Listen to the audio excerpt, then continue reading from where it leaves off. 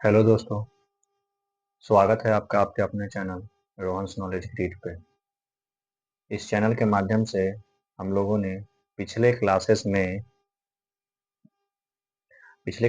हम लोगों ने सैंपल पेपर को शुरू कर दिया था, ठीक है, जिसमें हम लोगों ने क्वेश्चन नंबर 1 से लेकर के क्वेश्चन नंबर 9 तक यानी कि सेक्शन ए में पूछे गए 9 क्वेश्चन को कवर कर लिया है।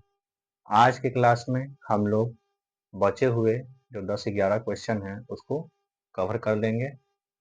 तो जो भी स्टूडेंट अभी तक उस क्वेश्चन को सैंपल पेपर 1 के पहले वाले वीडियो को अभी तक नहीं देखे हैं, वो जाइए जा करके उस वीडियो को कवर कीजिए।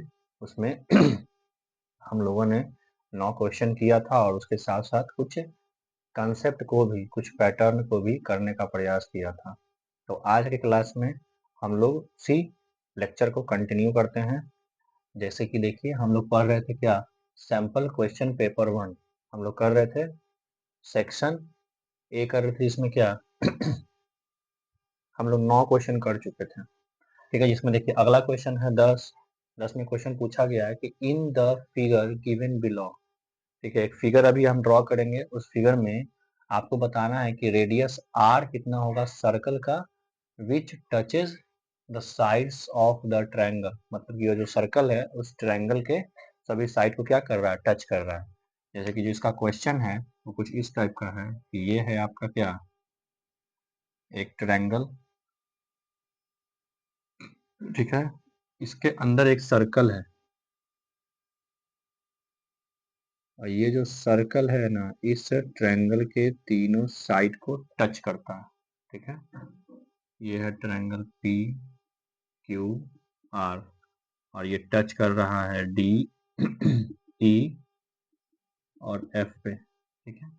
ये है आपका 24 सेंटीमीटर पूरा, यहाँ से लेकर के पूरा यहाँ तक, ठीक है। ये है आपका 25 सेंटीमीटर, ठीक है, यहाँ से लेकर के यहाँ तक। और ये है आपका 7 सेंटीमीटर पूरा, यहाँ से यहाँ तक। तो आपको बताना है कि ये जो सर्कल है, इस सर्कल का रेडियस कितना होगा, ठीक है। ये रेडियस आर आपको बताना है। इसमें वही पूछा है कि रेडियस आर क्या होगा। तब देखिए इस फिगर में ये है आपका रेडियस। अच्छा, अगर यहाँ से हम यहाँ तक इसको मिला दें तो ये भी तो रेडियस ही हो जाएगा, ठीक है। अच्छा, ये देखिए ये टोटल है आपका 24, ठीक है। अब देखिए ये यहाँ से यहाँ तक ये इसके बराबर है, ये और ये बराबर, यानी कि ये आर है तो ये भी आर हो जाएगा, ठीक है। अब देखिए ये टोटल 24 है, इतना आर है तो इतना क्या बचा, 24 माइनस आर, ठीक है। उसी टाइप से देखिए अगर ये आर है तो ये क्या हो जाएगा, ये देखिए ये क्या है, एक्सटर्नल पॉइंट से सर्कल पर ड्रॉ किया गया टेंजेंट है। तो हम लोग पढ़े हैं कि जब एक्सटर्नल पॉइंट से किसी भी सर्कल पर अगर दो टेंजेंट खींचा जाता है तो दोनों टेंजेंट का लेंथ जो है वो इक्वल होता है, यानी कि इसका और इसका लेंथ इक्वल होगा। तो यहाँ से यहाँ तक अगर ये आर है तो यहाँ से यहाँ तक ये भी क्या हो जाएगा, आर हो जाएगा, ठीक है। तो देखिए यहाँ पे ये आर है, ये टोटल 7 है तो ये क्या हो जाएगा, 7 माइनस आर हो गया। अच्छा, अब इसमें आइए, अब ये भी तो क्या है, टेंजेंट ही है, यहाँ से यहाँ तक और यहाँ से यहाँ तक इक्वल हो जाएगा। ये 7 माइनस आर है तो ये भी 7 माइनस आर हो जाएगा, ठीक है। अब यहाँ पे देखिए ये टोटल 25 है, पी से लेकर के आर तक 25 है और आपका एफ से लेकर के आर तक 7 माइनस आर है। तो जब इसको हम इतना निकालेंगे, पी एफ निकालेंगे, तो इस 25 में से माइनस कर देंगे 7 माइनस आर को, तब ये क्या हो गया, 25 minus 7 minus minus plus R. अब 25 में से 7 गया, 18 प्लस आर, यानी कि ये कितना हो गया, 18 प्लस आर। और जबकि देखिए ये दोनों लेंथ भी बराबर है, ये वाला लेंथ और ये वाला लेंथ भी बराबर है, क्यों, क्योंकि ये दोनों क्या है, टेंजेंट है, ठीक है। तो यहाँ पे आपका 18 प्लस आर जो है वो बराबर है किसके, 24 माइनस आर के, ठीक है। तो इसको इधर लाएंगे तो इधर ही तो पहले से आर है, ये इधर आएगा तो प्लस आर हो जाएगा और ये 24 है, इसको उधर भेज देंगे तो -18 हो जाएगा। r प्लस r 2r, 24 में से 18 गया 6, तो यहाँ से जब हम r निकालेंगे तो r बराबर आ जाएगा 3 सेंटीमीटर। तो आपका आंसर कितना है? 3 सेंटीमीटर। ठीक है, तो इसमें क्या किए हैं, फिगर टू फिगर सॉल्व किए हैं। इसमें देखिए आपका कंसेप्ट क्या लगा, एक आपका कंसेप्ट लगा है क्या, रेडियस एक्सटर्नल पॉइंट से किसी भी सर्कल पर खींचा गया टेंजेंट का जो लेंथ होता है वो इक्वल होता है, यही कंसेप्ट लगा है और बाकी कुछ नहीं इसमें लगा। ठीक है, तो इसको इस टाइप से सॉल्व करेंगे। यह है आपका क्या, नेक्स्ट क्वेश्चन। अब आगे देखिए, इसके बाद है क्वेश्चन समझ में आया, इसको नोट कीजिए, वीडियो रोक करके इसको नोट कर लीजिए। हम लोग अपने अगले क्वेश्चन की तरफ चलते हैं।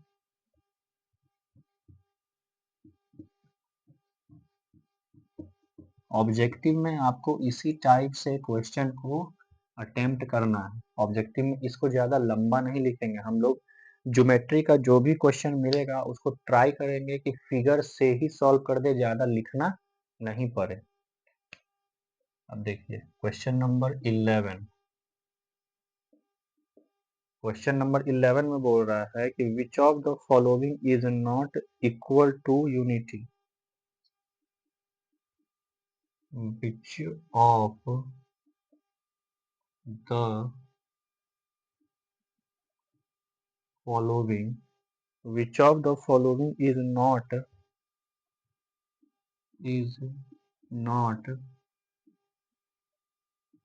equal to unity। ठीक है, ये है आपका क्वेश्चन। ऑप्शन है,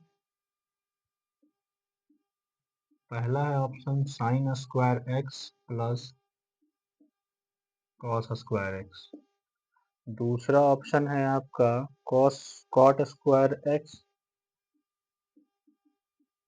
minus cosec square x, option number 3 है आपका sec square x minus tan square x, sec square x minus tan square x, option number D है आपका tan x into cos x, tan x into cot x. देखिए ये है आपका question, which of the following is not equal to unity. कहने का मतलब कि ये कौन सा आपका ऑप्शन है जो कि क्या है, यूनिटी को के इक्वल नहीं है, मतलब कि कोई जो हम लोग का फॉर्मूला है ट्रिगोनोमेट्री का उसको फॉलो नहीं करता है। तो देखिए ये क्या है, ट्रिगोनोमेट्रिक आइडेंटिटी, इसको हम लोग पढ़े हैं, ये फॉर्मूला होता है। ठीक है, sine square x plus cos square x एक के बराबर होता है। यहाँ पे देखिए cot square x minus cosec square x नहीं होता है, ये क्या होता है, ये होता है cosec square x minus cot square x. इसके फॉर्मूला को हम लोग जानते हैं कि cosec square x minus cot square x is equal to 1 होता है, लेकिन cot square x minus cosec square x कोई यूनिटी नहीं है। ठीक है, इसका मतलब भी एक होता है, ये भी हम लोग जानते हैं, और इसका मतलब भी एक होता है, ये भी हम लोग जानते हैं, ये कोई फॉर्मूला नहीं है। ठीक है, तो ये आपका क्या हो जाएगा आंसर, क्वेश्चन नंबर 11 क्या था यही। तो कुछ कुछ क्या होता है क्वेश्चन एग्जामिनेशन में टफ भी आता है, कुछ कैलकुलेटिव भी आता है, कुछ बहुत ज़्यादा इजी भी आता है, और कुछ कुछ तो डायरेक्टली आपसे फॉर्मूला ही पूछ दिया जाएगा। तो आप लोग क्या कीजिएगा, फॉर्मूला को ज़्यादा से ज़्यादा रिवाइज कीजिए, उसको याद करते रहिए, क्योंकि आपको मैक्सिमम क्वेश्चन फॉर्मूला पे ही मिल जाएगा। बस सीधा सीधे क्या करना है, फॉर्मूला का वैल्यू रखना है, सॉल्व कर देना है, आपका आंसर आ जाएगा। ठीक है, तो ध्यान देना है ज़्यादा फॉर्मूला पे, कंसेप्ट पे, बार बार बता रहे हैं, पैटर्न कंसेप्ट पे ज़्यादा से ज़्यादा ध्यान रखिएगा। नंबर ऑफ क्वेश्चन हो सकता है कुछ कम हो, लेकिन पैटर्न अगर याद रहा तो उस टाइप से जितना भी क्वेश्चन बनेगा सबका सब आपका बन जाएगा, एक भी नहीं छूटेगा। तो पैटर्न को पकड़ने पे ध्यान देना है।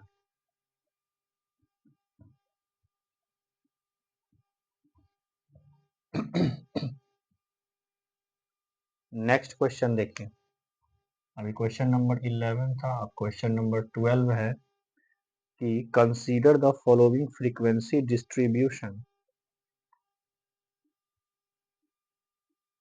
कंसीडर द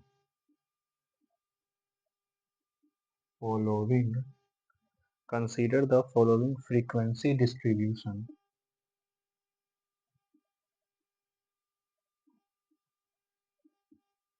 डिस्ट्रीब्यूशन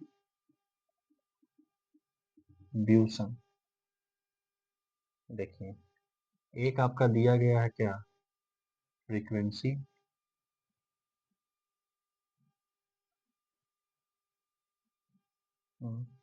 यहाँ पे दिया गया है क्लास, और यहाँ पे दिया गया है फ्रीक्वेंसी।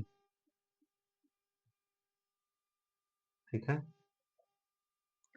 यहाँ पे जो आपका क्लास है 0, 5, 5, 10, 0, 5, 5, 10, 10, 15, 15, 20, 20, 25।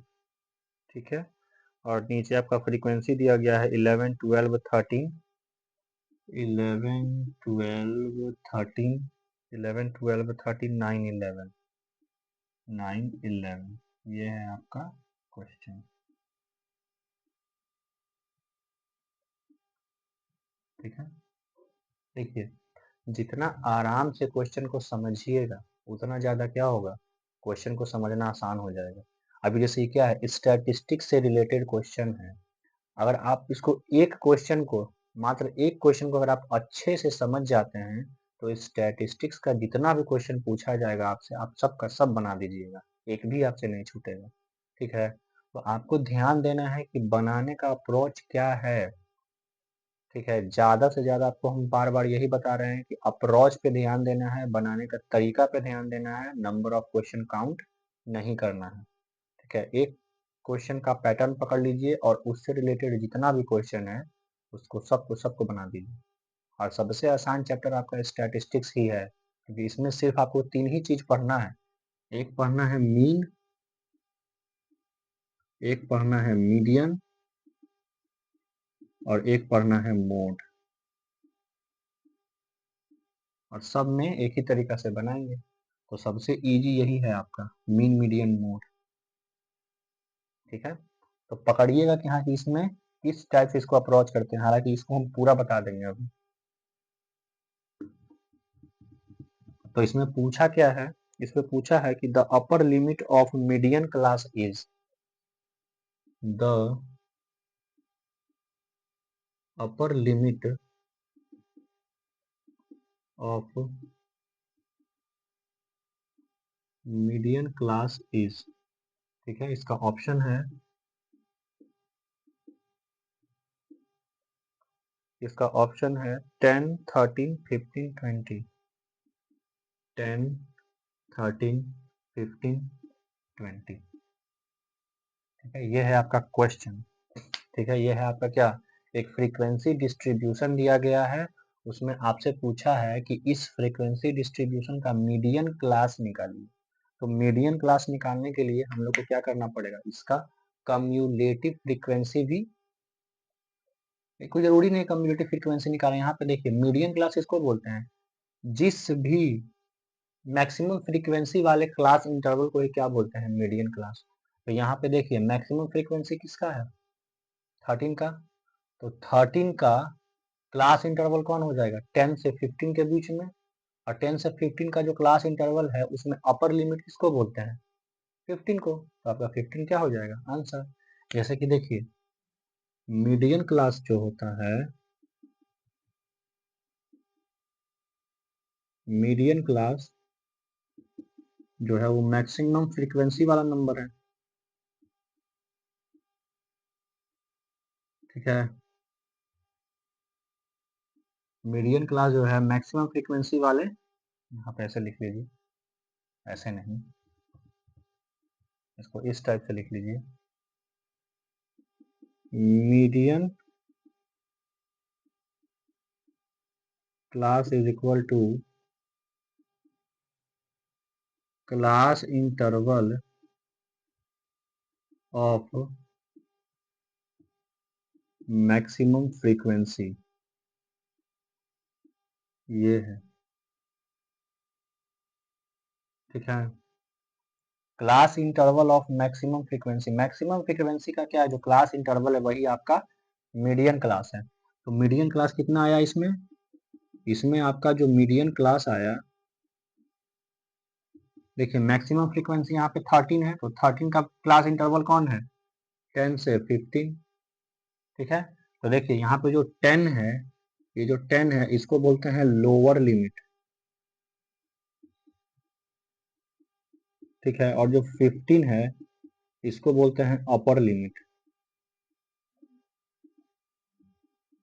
ठीक है। तो हमसे क्या पूछा है, अपर लिमिट, तो मेरा अपर लिमिट कितना हो जाएगा 15, ठीक है। अगर यहाँ से इसका रेंज पूछता कि इसका रेंज बताइए, तो रेंज क्या हो जाता, अपर लिमिट माइनस लोअर लिमिट,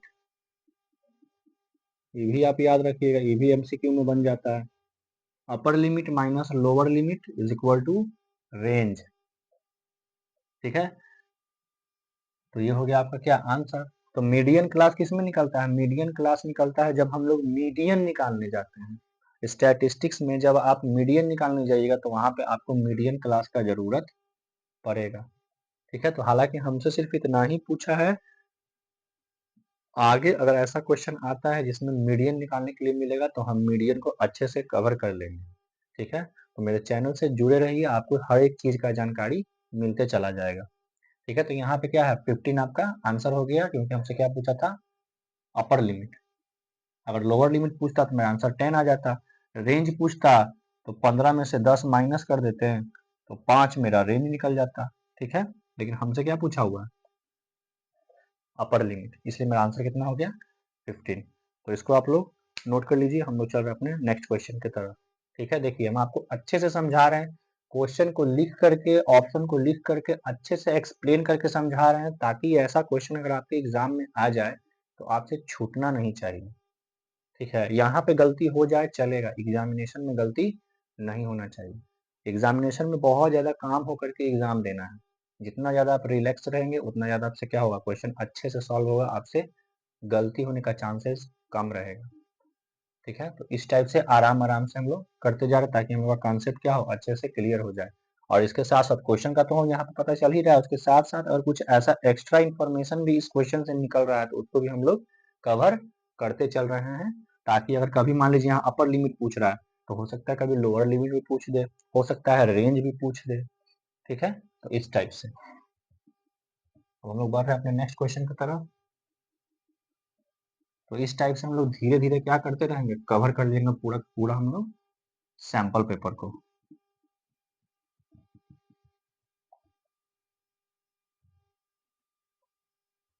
अब देखिए नेक्स्ट है क्वेश्चन, क्वेश्चन नंबर 12 था ना, ये क्वेश्चन नंबर 13। क्वेश्चन नंबर 13 में है कि let empirical relationship between, late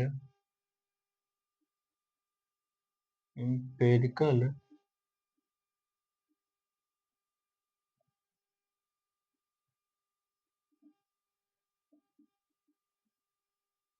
empirical relationship between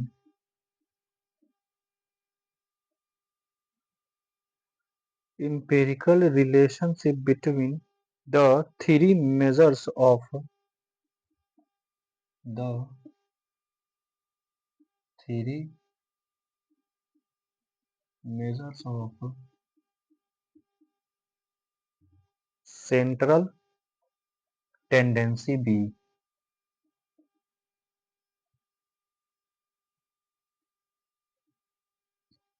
central tendency B, A median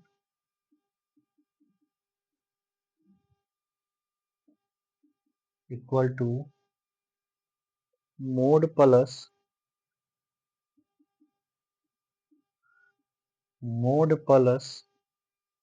B mean,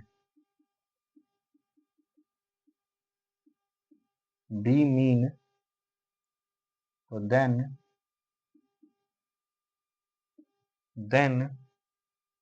2B plus 3A, 2b plus 3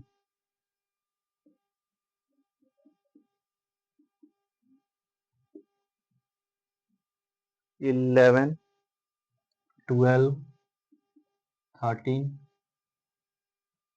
14 ये है आपका option.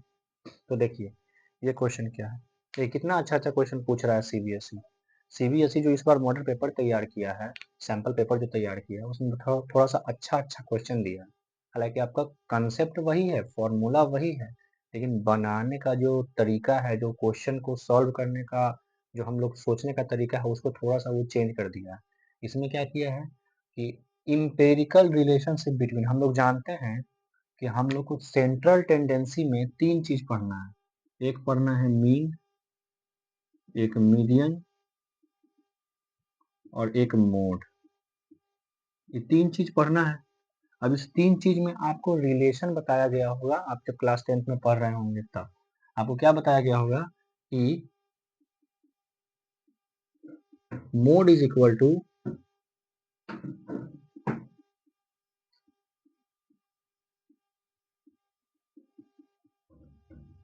Mode is equal to 3 into median minus 2 into mean. ठीक है, या इसको इस टाइप से भी हम लोग कर सकते हैं। इसको देखिए, इसको दिया है किस टाइप से, इसको इधर भेज दिया है, ठीक है, इसको इधर भेज देंगे तो क्या हो जाएगा, मोड, इसको देखो यहाँ माइनस में इधर आएगा तो प्लस में हो जाएगा, मीन इक्वल टू, इसको इधर लिख देते हैं 3 इंटू मीडियन।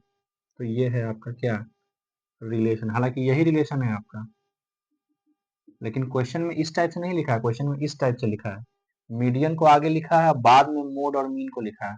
तो इस दोनों को कंपेयर कीजिए, तो देखिए यहाँ पे मीडियन है, यहाँ पे ए है, यहाँ पे मीडियन है और यहाँ पे 3 है, तो ए के जगह पे क्या है 3, तो आपका ए का वैल्यू क्या आ गया 3।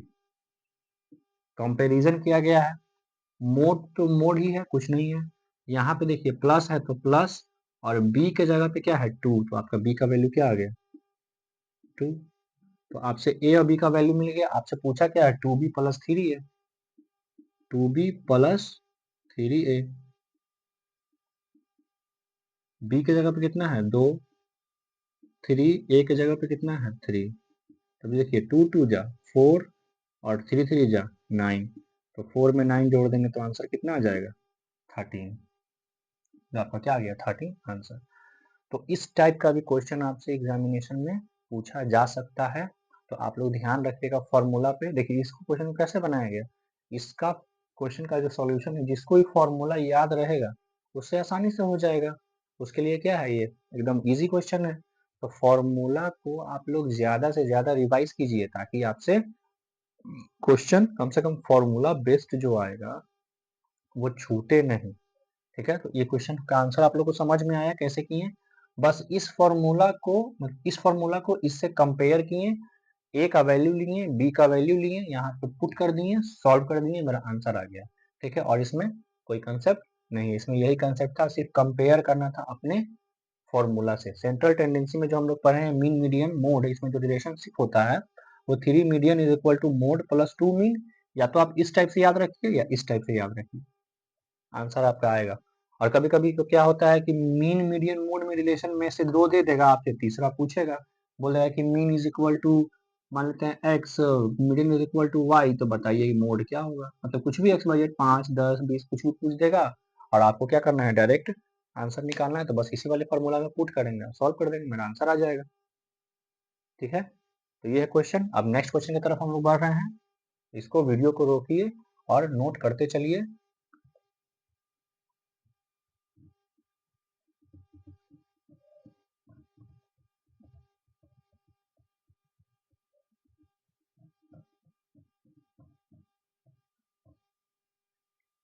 Next question, question number 14।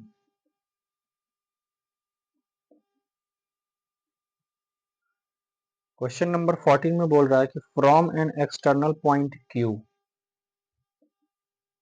From an external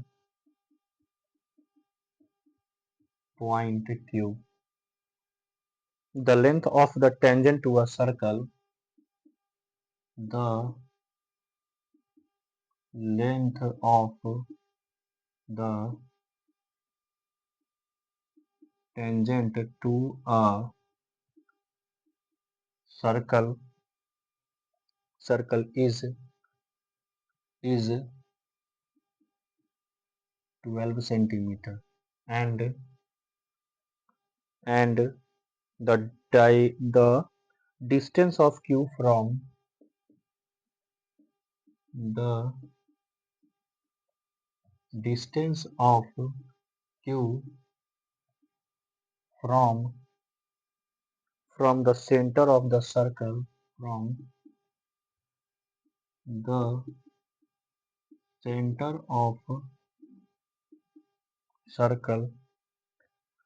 of circle is 13 centimeter, is 13 centimeter 13 centimeter. The radius of circle, the radius of circle in centimeter is, ठीक है, ऑप्शन है ए बी सी डी, 10 5 12 7, 10 5 12 7, ठीक है। यह है आपका क्वेश्चन। देखिए question में क्या बोल रहा है कि from an external point Q, ठीक है, कोई पॉइंट है जो कि क्या है, कोई भी फिगर है उसके बाहर में है, the length of the tangent to a circle, देखिए यहाँ पे यानी कि जो पॉइंट क्यू है सर्कल के बाहर में कहीं पे है, ठीक है, is 12 centimetre and the distance of Q from the centre of circle is 13 centimetre. देखिए इसका फिगर हम लोग ड्रॉ करते हैं, जैसे कि सर्कल है, ठीक है, तो कह रहा है कि from an external point Q, मान लेते हैं बाहर कोई क्यू पॉइंट है, ठीक है, क्यू से the length of the tangent to a circle is 12 centimetre, मतलब इस पॉइंट से अगर हम इस सर्कल पे कोई टेंजेंट ड्रॉ करते हैं तो इस टेंजेंट का लेंथ जो है वो 12 सेंटीमीटर, ठीक है। आगे बोल रहा है कि and the distance of Q, मतलब क्यू का distance from the centre, centre से इस क्यू का जो डिस्टेंस है वो है आपका कितना, 13 सेंटीमीटर, ठीक है। ये तो बोला है कि the distance of Q from the centre, centre से क्यू का डिस्टेंस 13 सेंटीमीटर है, तो the radius of circle is, तो रेडियस सर्कल का यही है ना, रेडियस यही है, इसको ओ मान लेंगे, मान लेते हैं इसको पी अपने मन से कुछ भी, तो ये है रेडियस। तो हम लोग जानते हैं कि ये है टेंजेंट, ठीक है, और ये है रेडियस, तो टेंजेंट रेडियस के बीच में 90 डिग्री का एंगल बनता है, ठीक है। तो अगर हम देखते हैं तो ये ट्रायंगल बना है पी ओ क्यू, या इसको ऐसे लिखेंगे ट्रायंगल ओ पी क्यू, एक राइट एंगल है, तो राइट एंगल में पाइथागोरस थ्योरम हम लोग पढ़े हैं, क्या हो जाता है आपका हाइपोटेनस का स्क्वायर यानी कि ओ क्यू का स्क्वायर। देखिए इसमें हाइपोटेनस 90 डिग्री के सामने है, तो ओ क्यू का square equal to O P का स्क्वायर प्लस पी क्यू का स्क्वायर हो जाएगा। तो ओ क्यू कितना है, ओ क्यू है 13,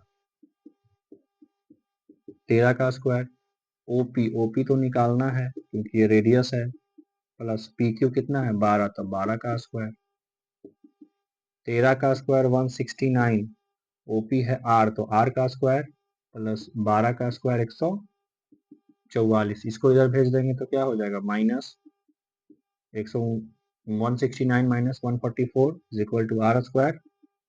अब इस दोनों को हटाएंगे तो कितना हो जाएगा 25, स्क्वायर हटेगा तो इधर रूट आ जाएगा, और 25 का स्क्वायर रूट कितना होता है 5, तो ये 5 सेंटीमीटर आ गया आंसर, ठीक है। और सीबीएसई का या बोर्ड एग्जाम का बहुत ही फेमस क्वेश्चन है, ये बार बार पूछा जाता है। तो कभी देखिए, अगर आप कोई फिगर बनाने में कभी दिक्कत हो कि फिगर आपसे ड्रॉ नहीं हो रहा है, तो आप इस क्वेश्चन को हमेशा ध्यान रखिएगा कि हमेशा जो नंबर दिया गया है पाइथागोरस थ्योरम को फॉलो करेगा। बस जैसे मान लीजिए यहाँ पे 13 है, यहाँ पे 12 है, तो रेडियस है तो ऑब्वियसली क्या होगा, इससे छोटा ही होगा ना, तो इसमें क्या लगा देंगे, पाइथागोरस थ्योरम लगा देंगे। और जो बच्चे कभी ट्रिपलेट का नाम सुने हैं ना, ट्रिपलेट जिसको बोलते हैं हम लोग, पाइथागोरस थ्योरम में ट्रिपलेट जो होता है, बस उसी को ये ट्रिपलेट ही हमेशा बनाएगा। जैसे देखिए 5, 12, 13 का क्या आता है, एक ट्रिपलेट आता है। तो 5, 12, 13 एक ट्रिपलेट है, जिसमें तुम्हारा 13, 12 तो दे ही दिया है, आंसर क्या हो जाएगा 5।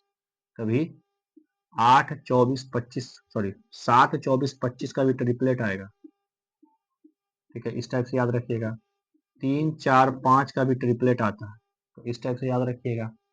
तो अगर मान लीजिए इसमें से कोई भी 2 साइड दे दिया है तो तीसरा साइड यही निकलेगा।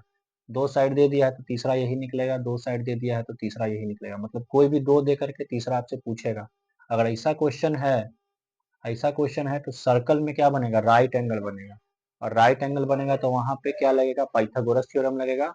और अगर आपको ट्रिपलेट याद है तो आप डायरेक्ट क्या कर सकते हैं, बिना इतना सॉल्व किए हुए भी आंसर आप बता सकते हैं ऑब्जेक्टिव के लिए। अगर ये सब्जेक्टिव में आएगा तब तो आपको बनाना पड़ेगा, लेकिन अगर ऑब्जेक्टिव में आएगा तो आप डायरेक्ट ट्रिपलेट अगर आपको याद है तो आप क्या कर लीजिएगा, डायरेक्ट इसको बना दीजिएगा। तो क्लास 10th में ज्यादातर आपसे ये पूछा जाएगा, या तो 5, 12, 13 वाला पूछा जाएगा, या 7, 24, 25 पूछा जाएगा, या 3, 4, 5 पूछा जाएगा। इससे ज्यादा नहीं पूछा जाएगा। ठीक है, तो ये तीनों को आप याद रखिएगा। ये ट्रिपलेट है, ये हमेशा पाइथागोरस थ्योरम को फॉलो करता है। और अगर एग्जाम में आएगा सब्जेक्टिव में तब आपको बनाना पड़ेगा, ऑब्जेक्टिव में आएगा तो आप डायरेक्ट ट्रिपलेट से भी बना सकते हैं। और अगर ट्रिपलेट नहीं वो होता है तो फिर आपको इस टाइप से बनाना पड़ेगा। तो ये है आपका क्या, क्वेश्चन नंबर 14, इसको नोट कीजिए। फिर हम लोग अपन चल रहे हैं नेक्स्ट क्वेश्चन की तरफ।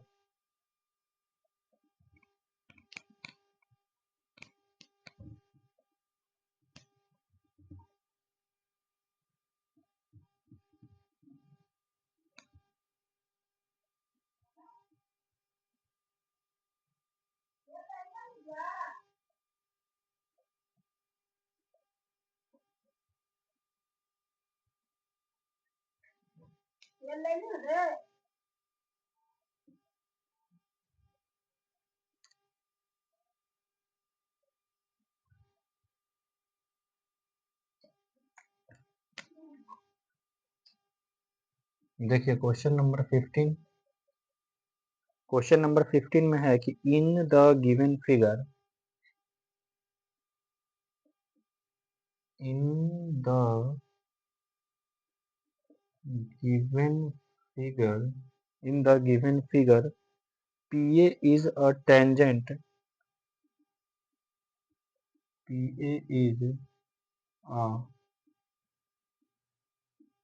tangent, PA is a tangent from an external point P, from an external point P, P to a circle, to a circle is 12 centimeter, to a circle with center O, with center O and diameter AB, and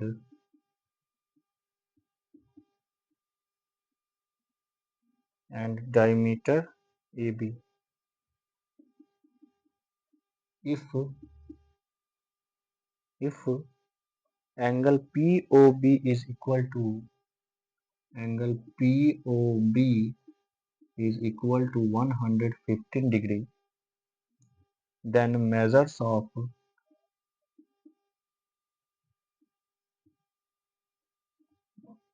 then measure of angle APO is, angle APO is, ठीक है।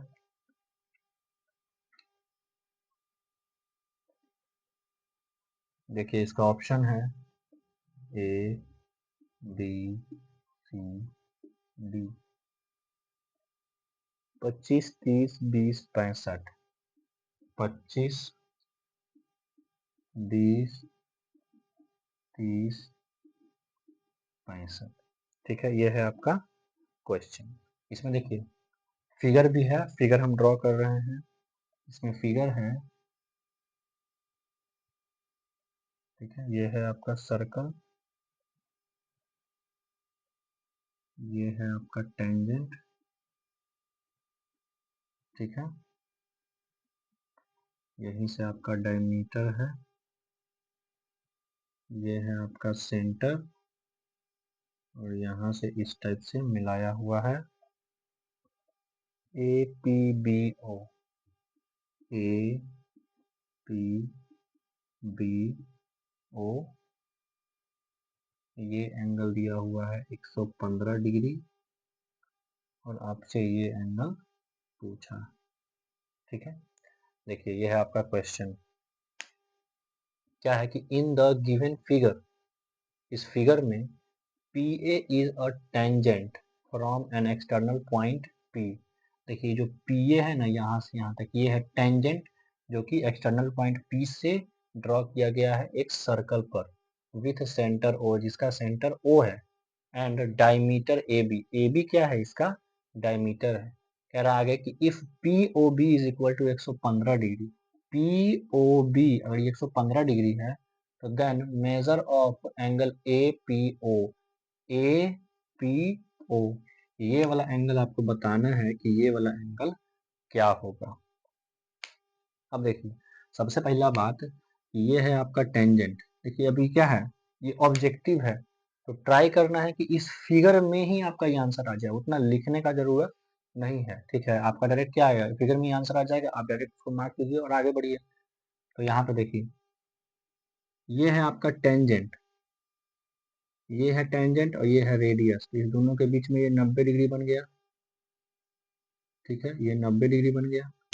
हम लोग पढ़े हैं कि tangent और radius के बीच में 90 डिग्री का एंगल बनता है, तो बन गया। अच्छा, अब यहाँ पे देखिए इसको बनाने का दो तरीका है, यहाँ से दो तरीका बन जाता है। पहला तरीका है कि देखिए आप लोग पढ़े होंगे कि अगर कोई ट्रायंगल में एक्सटीरियर एंगल दो इंटीरियर एंगल के सम के इक्वल होता है, ठीक है। अगर मान लीजिए इसको हम थीटा मान लेते हैं, इसको वाई मान लेते हैं, एक एक्स मान लेते हैं, इसको वाई मान लेते हैं, तब ये जो थीटा है ये क्या हो जाएगा, आपका एक्स प्लस वाई के एंगल के इक्वल हो जाएगा, ठीक है।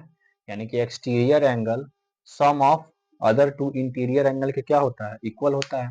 तो वही चीज यहाँ देखिए इस ट्रायंगल में APO में ये वाला जो है ये एक्सटीरियर एंगल है, ठीक है। तो क्या ये दोनों इंटीरियर एंगल के इक्वल हो जाएगा, हो जाएगा। अगर ये क्या है, एक ट्रायंगल है APO, एक ट्रायंगल है, तो इसका ये क्या है, एक्सटीरियर एंगल, ये एक्सटीरियर एंगल है, तो एक्सटीरियर एंगल क्या हो जाएगा, अंदर के दो इंटीरियर एंगल के इक्वल हो जाएगा। यानी कि 115 जो है वो आपका इस एंगल 90 डिग्री और इस एंगल वॉट, ये दोनों के सम के इक्वल होगा। तो यहाँ से हमको वही तो चाहिए, ये चाहिए, साइन ऑफ क्वेश्चन मार्क चाहिए, तो हम इस 90 को इक्वल के दूसरे साइड भेज देंगे, तब इधर आकर के क्या हो जाएगा, माइनस हो जाएगा।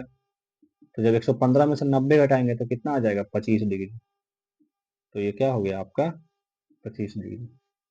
तो ये आपका क्या बन गया, एक्सटीरियर एंगल के कंसेप्ट पे बन गया। और एक आप इसको ट्रायंगल के कंसेप्ट पे भी बना सकते हैं। देखिए ये क्या है, ये है आपका स्ट्रेट लाइन, ठीक है।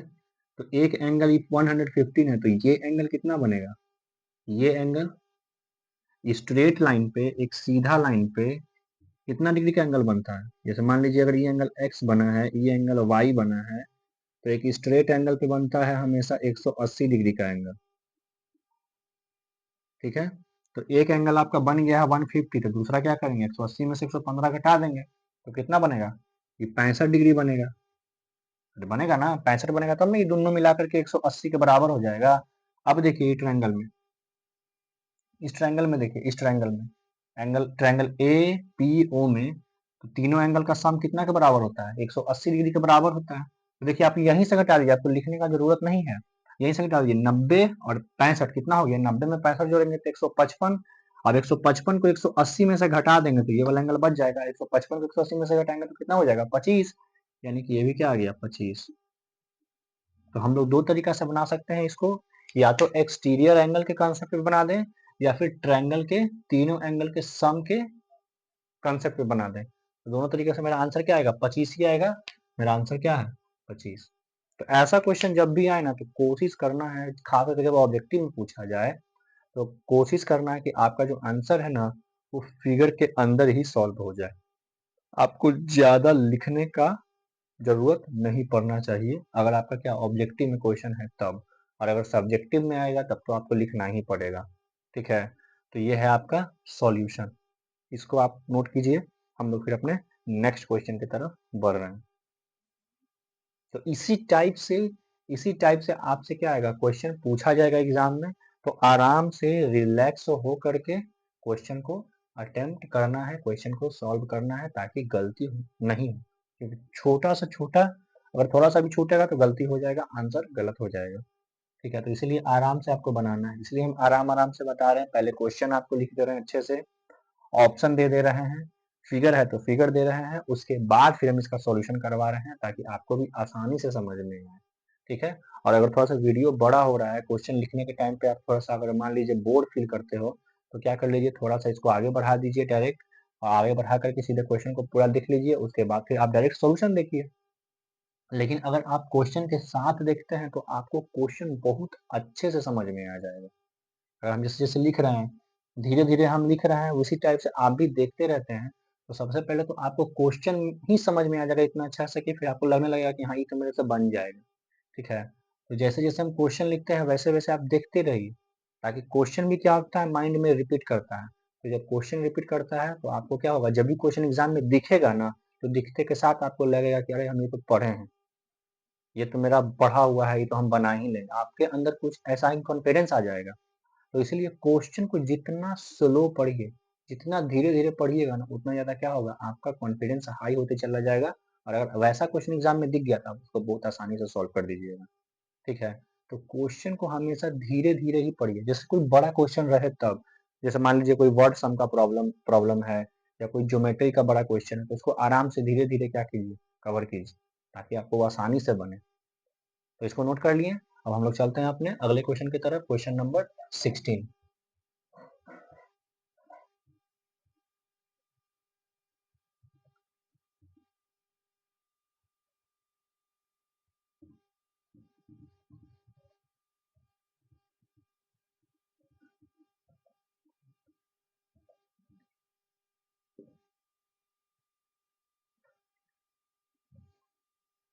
देखिए क्वेश्चन नंबर 16 क्या है, क्वेश्चन नंबर 16 है, the circumferences of two circles, the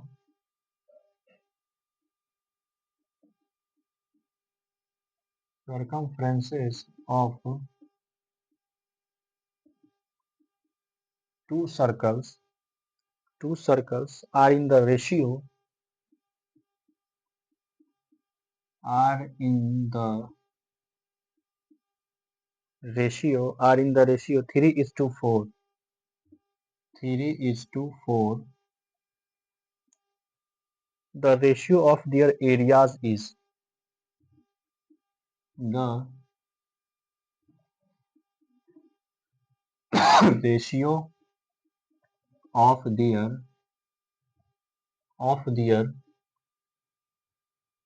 areas is, option है 3:4, B 4:3, C 9:16, D 16:9।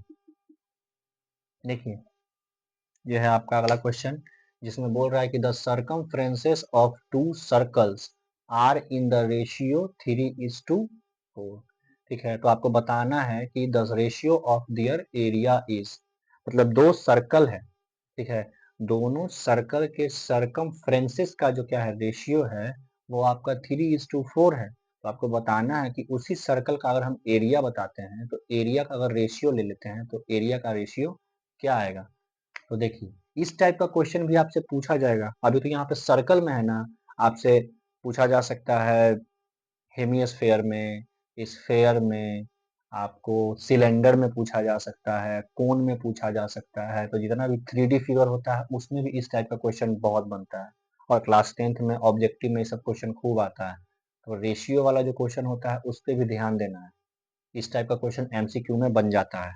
तो देखिए यहाँ पे क्या है, मान लेते हैं पहला सर्कल का जो रेडियस होगा वो R1 होगा, ठीक है, और दूसरा सर्कल का जो रेडियस होगा वो R2 होगा। तो अगर इसका रेडियस R1 है, इसका रेडियस R2 है, तो इसका सरकमफ्रेंस क्या होगा, इसका सरकमफ्रेंस 2 पाई R1 हो जाएगा, ठीक है, और इसका जो क्या है आपका सरकमफ्रेंस होगा वो 2 पाई R2 हो जाएगा। इसका एरिया कितना होगा, इसका एरिया हो जाएगा पाई R स्क्वायर, पाई R2 का स्क्वायर हो जाएगा, और इसका एरिया कितना हो जाएगा, इसका एरिया हो जाएगा क्या,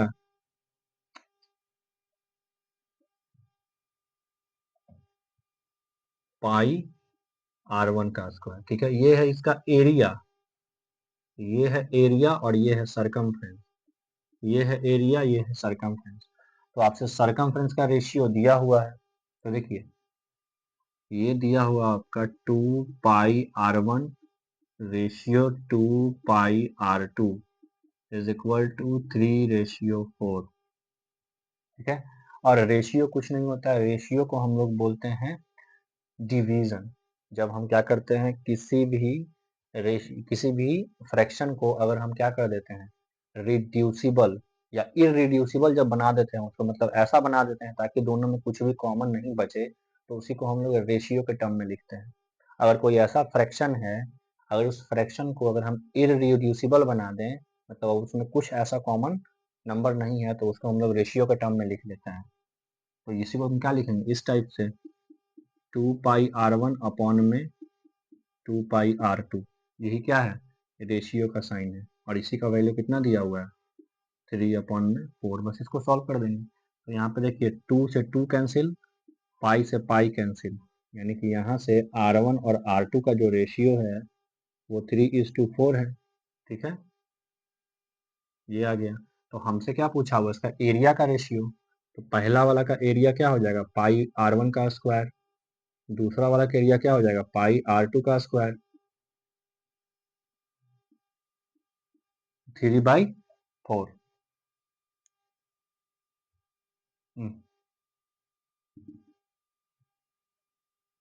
हमसे यही पूछा है ना। तो देखिए पाई से पाई कट गया, यानी कि यहाँ से क्या बचा R1 अपॉन में R2 का स्क्वायर बचा, यही तो एरिया है, यही ना एरिया का रेशियो है। तो वहां पे देखिए R1 अपॉन में R2 कितना है 3/4, तो R1 अपॉन में R2 यहाँ पे 3/4 रख देंगे, स्क्वायर है तो स्क्वायर, तो 3 का स्क्वायर कितना 9, और 4 का स्क्वायर कितना 16, और जब इसको रेशियो के टर्म में लिखेंगे तो क्या निकलेंगे 9 अपॉन में 9:16, 9:16 क्या है इसका एरिया का रेशियो है। वैसे भी आप ध्यान रखिएगा कि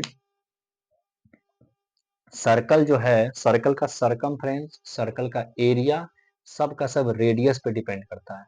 और सर्कल का जो सरकमफ्रेंस होता है ना, वो सिर्फ सिंगल रेडियस पे डिपेंड करता है, लेकिन उसका एरिया जो है रेडियस के स्क्वायर पे डिपेंड करता है।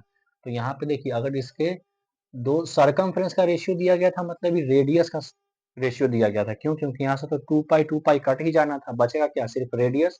तो रेडियस का रेशियो दिया हुआ था इतना, और एरिया किस पे डिपेंड करता है सर्कल के रेडियस के स्क्वायर पे। तो हम क्या करते हैं सिर्फ इसका क्या कर देते हैं स्क्वायर कर देते हैं, इसका स्क्वायर कर देते हैं, हमको क्या मिल जाता है आंसर। ठीक है, तो कभी भी सर्कल का सरकमफ्रेंस का रेशियो दिया गया हो, इसका मतलब है कि सर्कल के रेडियस का रेशियो दिया गया है। और हमसे पूछा गया था क्या कि उसका एरिया का रेशियो बताइए। तो हम लोग जानते हैं कि सर्कल का एरिया होता है पाई आर स्क्वायर, यानी कि आर स्क्वायर पे डिपेंड करता है किसी भी सर्कल का एरिया। तो हम क्या किए सिर्फ और सिर्फ उसके रेडियस को स्क्वायर कर देंगे, मेरा आंसर आ जाएगा। ठीक है, इतना बनाने का भी जरूरत नहीं पड़ेगा। ये सिर्फ हम बता रहे हैं क्यों, क्योंकि ये आपका 1 नंबर में MCQ में क्वेश्चन है। ठीक है, तो अगर MCQ में आएगा तो हम डायरेक्ट क्या कर देंगे इसका स्क्वायर कर देंगे। मतलब इस सब रेशियो वाला क्वेश्चन में यही देखना है ना कि कांस्टेंट जो टर्म है, जैसे कि पाई, पाई तो क्या है अपने आप में कांस्टेंट टर्म है, वो तो कट ही जाना है।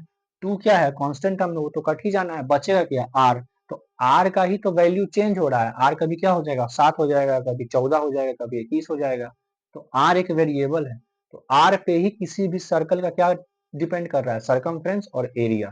ठीक है, जिसमें सरकमफ्रेंस डायरेक्टली आर पे डिपेंड करता है और एरिया जो होता है आर स्क्वायर पे डिपेंड करता है। बस इस बात को याद रखिएगा।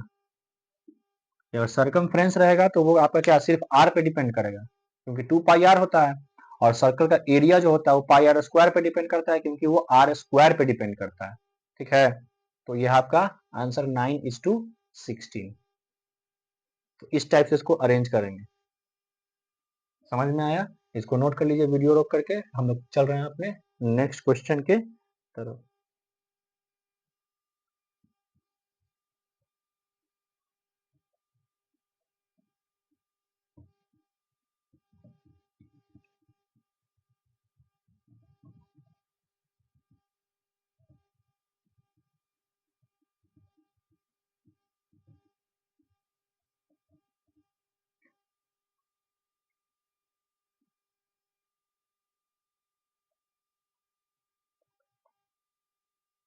देखिए नेक्स्ट क्वेश्चन जो है ना वो आपका असर्शन और रीजन से डिपेंडेंट है क्वेश्चन।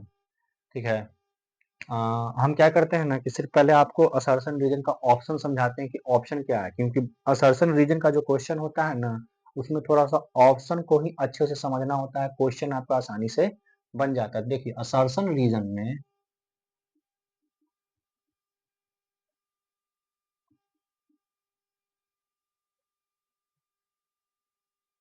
असर्शन और रीजन, असर्शन रीजन का जो पहला क्वेश्चन है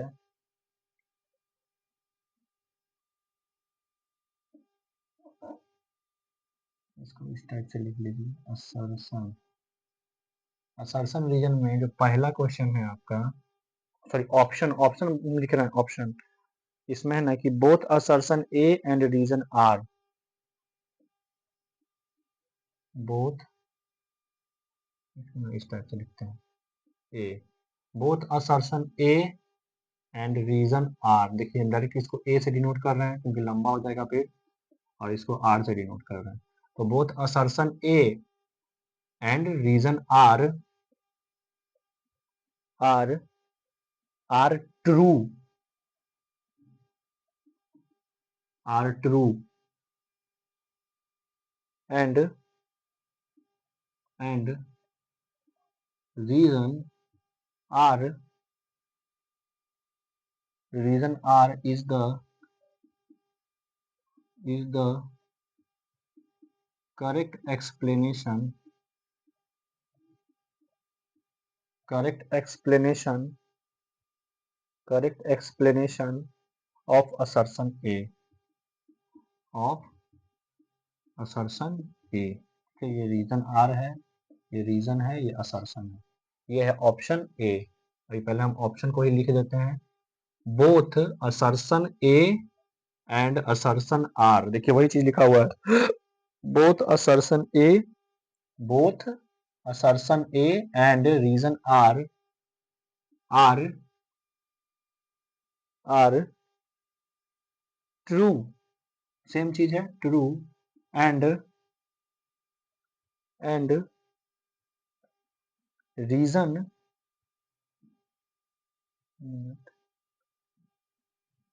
यहाँ पे एंड के जगह पे बट है, ठीक है ना, but reason R is the, reason R is the not correct explanation of assertion A.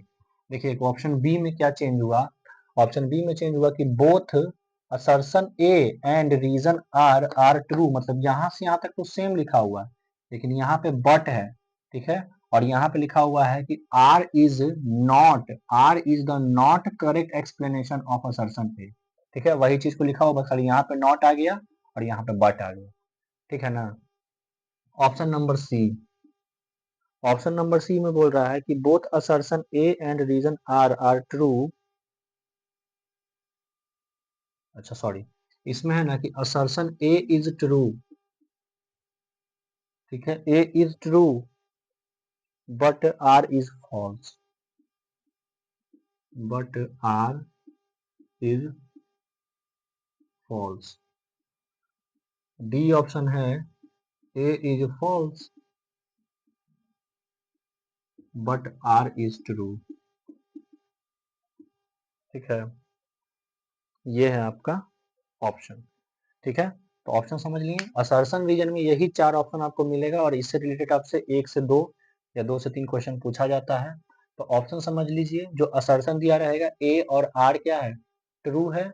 और ये जो रीजन है आर वो क्या है, एक्सप्लेनेशन दे रहा है ए असर्शन ए का, तो ऑप्शन ए हो जाएगा. अगर मान लीजिए both assertion A and R are true, लेकिन आर जो है वो ए का करेक्ट एक्सप्लेनेशन नहीं दे रहा है, तो आंसर ये हो जाएगा. अगर मान लीजिए ऑप्शन सी है कि ए इज ट्रू, मतलब ए सही है लेकिन आर गलत लिखा हुआ है, तो आंसर ये हो जाएगा. ठीक है, और अगर मान लीजिए कि ए इज फॉल्स और आर इज ट्रू, तब क्या हो जाएगा, आंसर आपका ये हो जाएगा. देखिए ये दोनों ऑप्शन तभी होगा जब आपका असर्शन ए और रीजन आर दोनों सही हो जाए, तभी हम इसके तरफ जाएंगे. अगर दोनों में से कोई भी एक गलत हो गया तो यहाँ से मेरा ये दोनों ऑप्शन में से कोई नहीं होगा, हम फिर इस पे आ जाएंगे.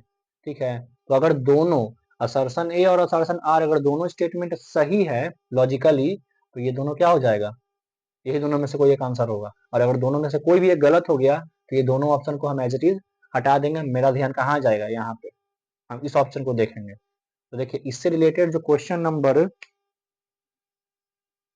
17 है, क्वेश्चन नंबर 17 में बोला गया है असर्शन ए, जो आपका असर्शन ए है वो है आपका, कह रहा है line joining the mid points,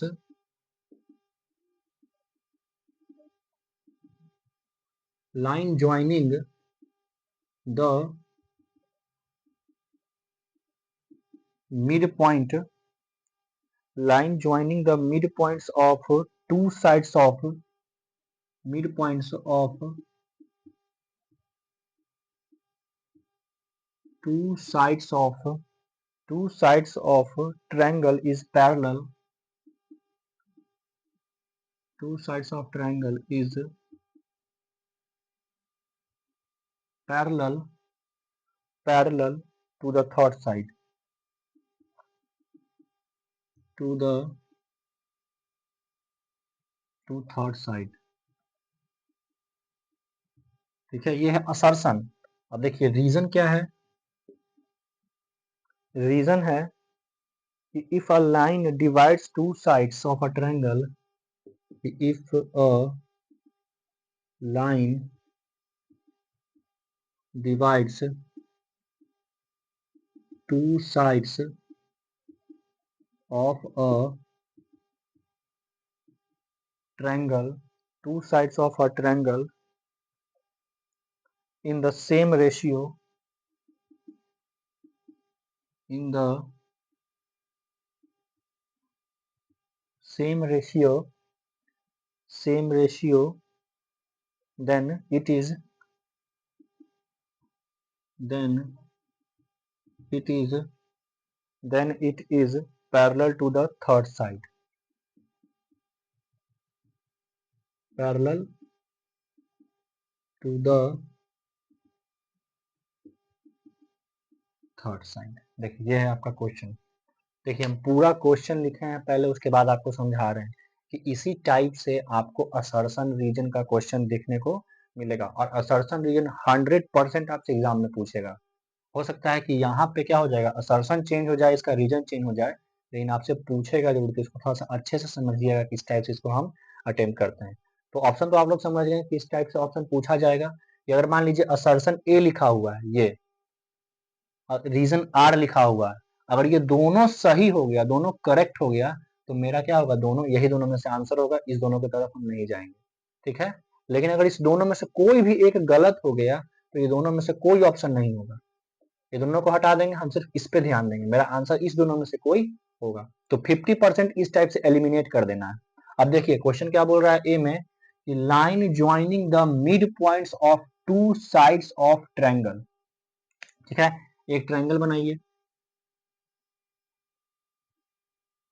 ठीक है, और क्या बोल रहा है, line joining the mid points of two side, कोई भी दो साइड ले लीजिए और उसका मिड पॉइंट ले लीजिए। मान लेते हैं हम इसका ले लेते हैं साइड और एक इस साइड का मिड पॉइंट ले लेते हैं और इस दोनों को मिला देते हैं।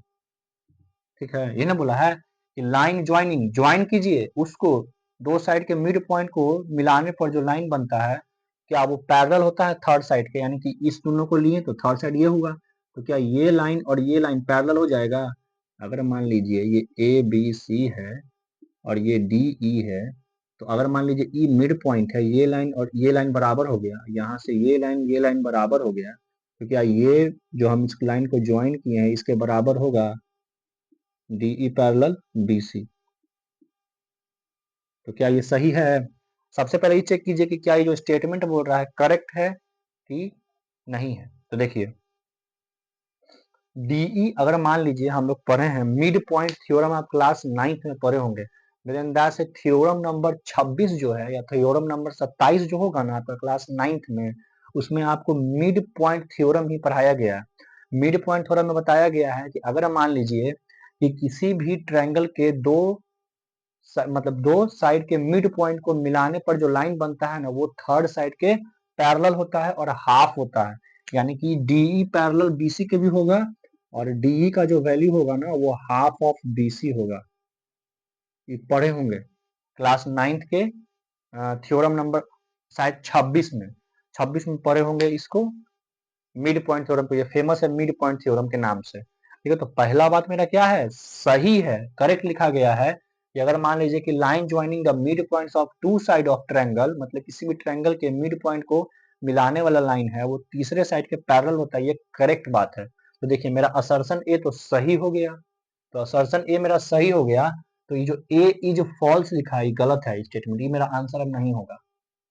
ठीक है, मेरा आंसर अब इस तीनों में से कोई हो सकता है। ठीक है, यहाँ पे ए इज ट्रू है तो ये भी हो सकता है, बोथ ट्रू है ये भी हो सकता है, बोथ ट्रू है ये भी हो सकता है। अब हम अपने दूसरे वाले क्वेश्चन की तरफ बढ़ते हैं, रीजन की तरफ। तो देखिए रीजन में क्या बोल रहा है कि if a line divides two sides of a triangle, कह रहा है कि एक ट्रायंगल है, ठीक है, कोई लाइन है जो if a line divides two sides of a triangle in the same ratio. ठीक है, मान लेते हैं कि कोई लाइन है, जैसे एबीसीडी एक ट्रायंगल है एबीसी और डी कोई लाइन है, ठीक है, ये लाइन है और ये लाइन क्या कर रहा है ना, इसके दो साइड को सेम रेशियो में डिवाइड कर रहा है, यानी कि एडी से डीबी बराबर एई से ईसी, सेम रेशियो में डिवाइड कर रहा है। यहां तक बोल दिया वही बात ना कि if a line divides two sides of a triangle in the same ratio में डिवाइड कर रहा है, तो then it is parallel to the third side. तो क्या ये तीसरे साइड के पैरेलल होगा, डीई पैरेलल बीसी होगा? तो देखिए ये बात क्या सही है कि गलत है? तो देखिए हम लोग जब बीपीटी थ्योरम पढ़ रहे थे तो बीपीटी थ्योरम में क्या पढ़े थे कि अगर मान लीजिए डीई पैरेलल बीसी के है, अगर डीई पैरेलल बीसी के है तो इसके बचे हुए दोनों साइडों का जो रेशियो है वो क्या होता है, इक्वल होता है। तो ये बीपीटी थ्योरम के कन्वर्स को फॉलो कर रहा है, मतलब कन्वर्स ऑफ बीपीटी है ये। ठीक है, तो इसका मतलब ये भी क्या है, सही ही तो बोल रहा है कि अगर मान लीजिए किसी भी ट्रायंगल के को डिवाइड करने वाला जो लाइन है अगर उसको सेम रेशियो में डिवाइड करता है तो वो क्या हो जाएगा, तीसरा साइड के पैरेलल हो जाएगा। तो ये करेक्ट है और ये इसी को तो एक्सप्लेन कर रहा है। देखिए डीई पैरेलल बीसी है तो ये क्यों है, ठीक है, ये क्यों है, जब आपका क्या हो जाएगा एडी अपॉन में डीबी और बराबर एई अपॉन में ईसी है, तो ये इसको एक्सप्लेन भी कर रहा है और दोनों सही भी है। ठीक है, तो दोनों सही है और एक्सप्लेन भी कर रहा है, इसीलिए आपका आंसर क्या हो जाएगा, both A and R true. पहला बात तो ये दोनों असर्शन ए, ये है आपका असर्शन ए और ये है आपका रीजन आर, ये दोनों क्या है, असर्शन ए और रीजन आर दोनों सही हो गया। असर्शन ए और रीजन आर ट्रू और एंड आर इज, यानी कि रीजन आर जो है, reason R is the correct explanation of A, मतलब रीजन आर जो है, ये रीजन आर जो है, ये वाला रीजन आर जो है असर्शन ए का एक्सप्लेनेशन भी करेक्ट दे रहा है, तो इसलिए आपका आंसर क्या हो जाएगा, ए। तो इस टाइप से बनाना है असर्शन ए और रीजन, असर्शन और रीजन का क्वेश्चन। और ये आपको एग्जामिनेशन में 100% मिलेगा, एक क्वेश्चन मिले या 2 क्वेश्चन मिले। ठीक है, ये समझ में आया। आपको इसका अच्छे से नॉलेज होना चाहिए। अगर इस स्टेटमेंट को आप अच्छे से समझ गए तो आपके लिए असर्शन रीजन क्या हो जाएगा, बनाना इजी हो जाएगा। अगर आप स्टेटमेंट को नहीं समझ पाए तो आपके लिए क्या हो जाएगा, ये प्रॉब्लम करेगा बनाना। इसलिए असर्शन रीजन के लिए इस पे ज्यादा ध्यान देना है। और ये दोनों का दोनों क्या है, ज्योमेट्री का थ्योरम है। ठीक है, और ये थ्योरम ही क्या है, इसका आंसर बना रहा है। तो इसको आप नोट कीजिए रोक करके। अभी इस पे एक और क्वेश्चन है, उसको भी हम लोग कवर कर लेते हैं। क्वेश्चन नंबर 18, 17 का आंसर है ए।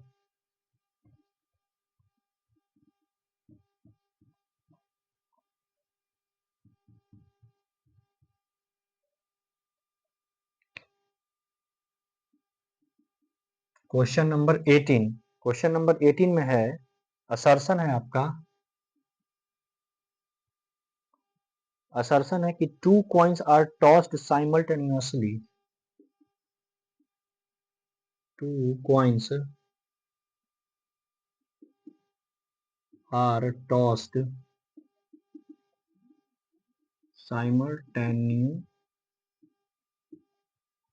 simultaneously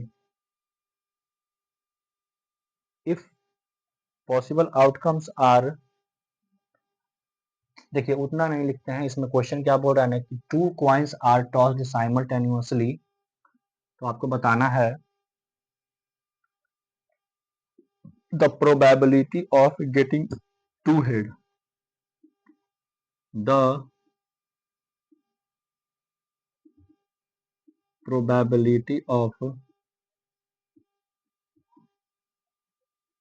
getting two heads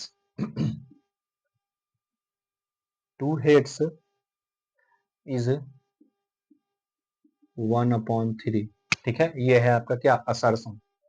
अब रीजन क्या है, रीजन आर है कि probabilities of equally likely,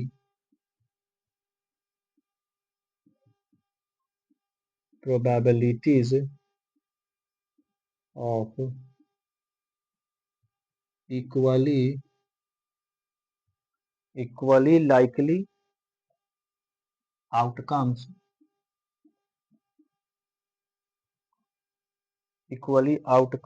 of an experiment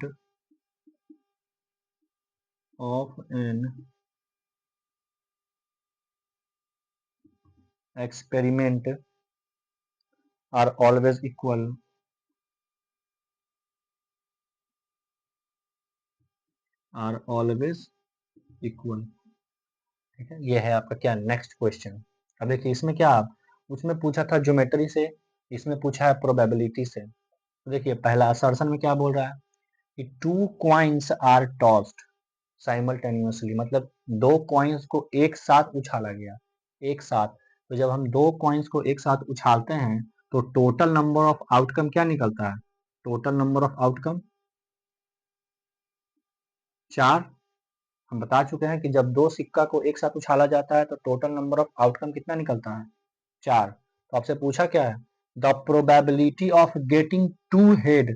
ठीक है, तो 2 हेड का क्या निकलेगा, यानी फेवरेबल कितना है, फेवरेबल तो एक ही निकलेगा ना। अरे जैसे कहने का मतलब है एक साथ अगर हम 2 सिक्का को उछालते हैं तो पहला सिक्का पे हेड आएगा तो दूसरा सिक्का पे भी हेड आ जाएगा, पहला सिक्का पे हेड आएगा तो दूसरा सिक्का पे टेल आएगा, पहला सिक्का पे टेल आएगा तो दूसरा सिक्का पे टेल आ जाएगा, और पहला सिक्का पे टेल आएगा तो दूसरा सिक्का पे हेड आ जाएगा। यही आउटकम होगा ना, ये आपका टोटल आउटकम है, इसी टाइप से आएगा।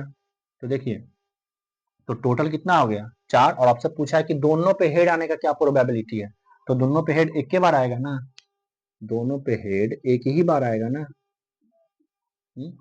फेवरेबल क्या है, एक, और हम लोग प्रोबेबिलिटी पर हैं, probability of event is equal to favourable upon में टोटल। तो फेवरेबल कितना है, एक, और टोटल कितना है 4।